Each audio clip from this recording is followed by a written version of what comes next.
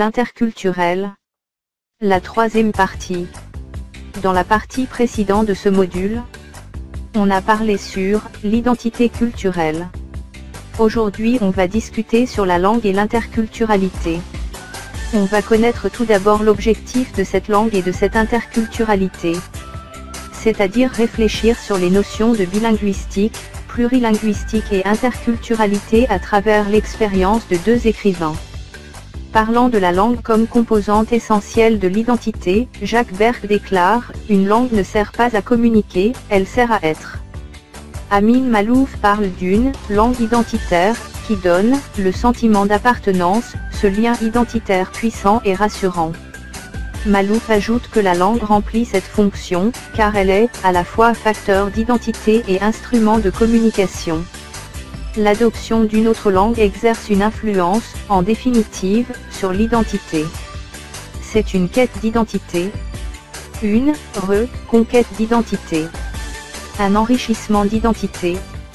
Ou bien encore la manifestation d'un manque ou d'une perturbation ou d'une marginalisation, soit la résultante de la volonté d'individus qui réunissent à offrir aux lecteurs des œuvres romanesques riches de leurs différentes appartenances.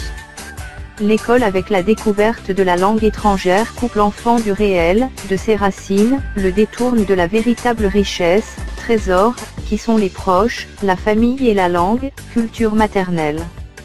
L'école devient une prison, périphrase dépréciative, autre monde, où le mot « solitude », le champ lexical du piège signale que l'enfant est impuissant, gueule du loup, camisole du silence.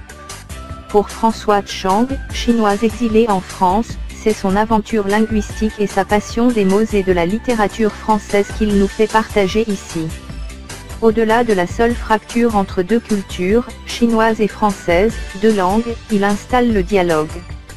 La langue française, une langue adoptée, n'est pas imposée, mais désirée et souhaitée. Choix de la langue française et abandon de la langue maternelle. La langue française, langue, outil, de création. La langue française, médium de renaissance, de résurrection. Tout exilé connaît au début les affres de l'abandon, du dénuement et de la solitude. La connaissance rudimentaire de la langue de son pays d'adoption ravive son sentiment d'exil. La maîtrise de la langue de la terre d'accueil permet de se reconstruire une identité, un nouveau moi. Lise Gavin considère que le choix d'une langue autre que la langue maternelle permet aux auteurs bilingues de s'installer dans l'altérité par la langue afin de faire émerger un nouveau moi. Rapport apaisé à la langue française, coexistence pacifiée de la langue maternelle et de la langue du pays d'adoption, son bilinguisme Chang en fait moteur de sa création.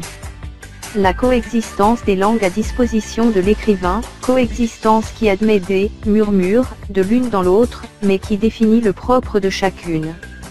La création littéraire naîtrait ainsi de la perpétuation de la confrontation initiale entre l'ici, France, et l'ailleurs, Chine, ce qui fait sa richesse, référence à sa propre culture, et l'auteur bilingue s'installe ainsi dans l'entre-deux.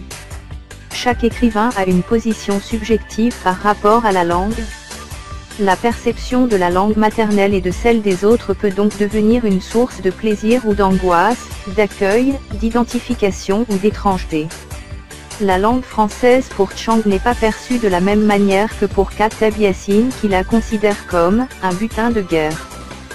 Chang écrit un hymne à la langue française, tandis que Yassine lance une diatribe contre la langue française. Les deux auteurs sont représentatifs de deux contextes différents qui influencent leur vision. Pour Kateb Yassine, il ne fait qu'évoquer le débat épineux de sa génération, est-il possible d'écrire dans la langue du colonisateur sans être aliéné? Cette question ne cessera pas de hanter la littérature maghrébine de langue française pendant de longues années. C'est la fin de ce cours. Merci d'avoir suivi, et j'espère que ce cours va être utile pour vous. N'hésitez pas à faire abonner pour avoir les autres cours. Ce cours réalisé par Mostafa Mosto pour les études françaises. Au revoir à la prochaine vidéo.